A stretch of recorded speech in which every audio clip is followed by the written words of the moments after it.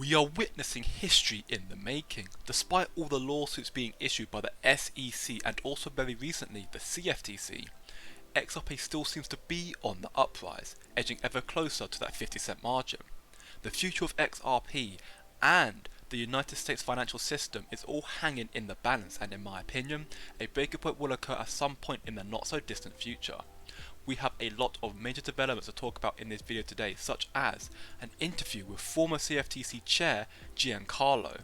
And if you don't want to miss out on any future XRP videos, then smash the like button down below and subscribe to the channel with the post notification bell turned on. So firstly, I wanted to talk about the consequences that can occur should the dollar lose its reverse currency status. Just take a listen. It's like a river flowing into the money supplied reservoir, matched up with a river flowing out to foreigners. The reservoir stays stable and voters don't riot. But notice where the profits went. That river to foreigners didn't go to we the dollar holders. We are the reservoir. We are unchanged. The profits went straight through us to the source of the river, the US Treasury and Wall Street. Now here's the problem. What if foreigners suddenly don't want dollars? Maybe China's paying them to sell oil in yuan, or maybe the Fed lost the plot and creates too much inflation. That demand, that river flowing out to the foreigners, dries up. In fact, it reverses. The dollar starts to lose value. Foreigners worry their life savings and corporate treasuries are melting.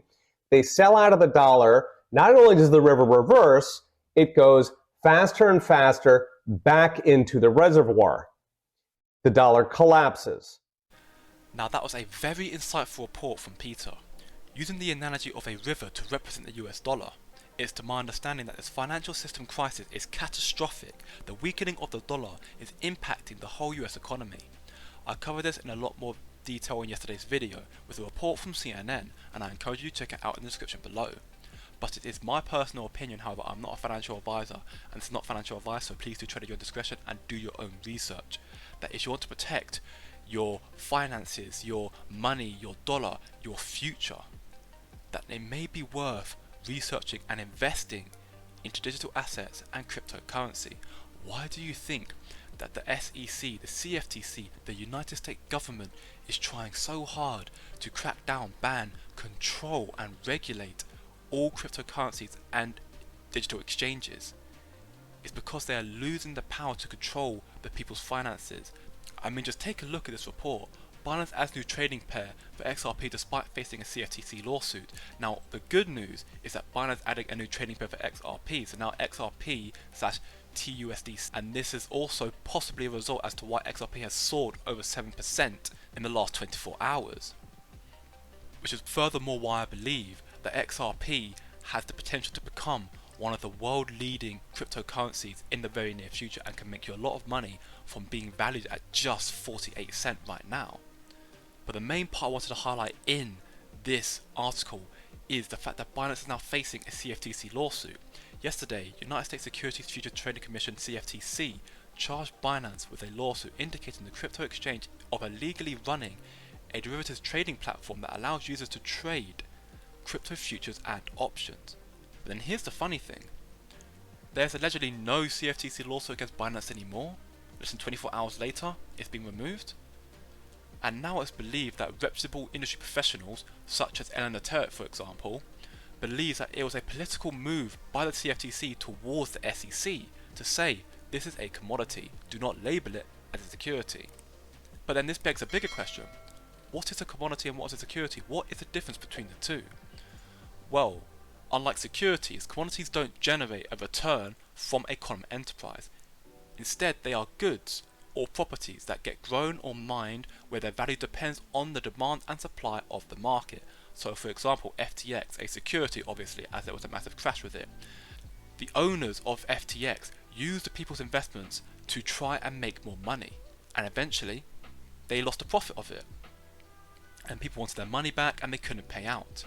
That is a security because they used it for their own personal gain, whereas something like Bitcoin, for example, which is believed to be a commodity, if the supply and demand of Bitcoin depletes, then in turn the value of Bitcoin should also deplete as well. But furthermore, inside of all of this, the CFTC suggested the two stablecoins USDT and BUSD are commodities. And this is exactly what I mentioned earlier. The fact that the US government must be behind this, as they've left Tether alone. The thing that they actually have control of is what they are deeming as commodities, as what they are deeming as safe.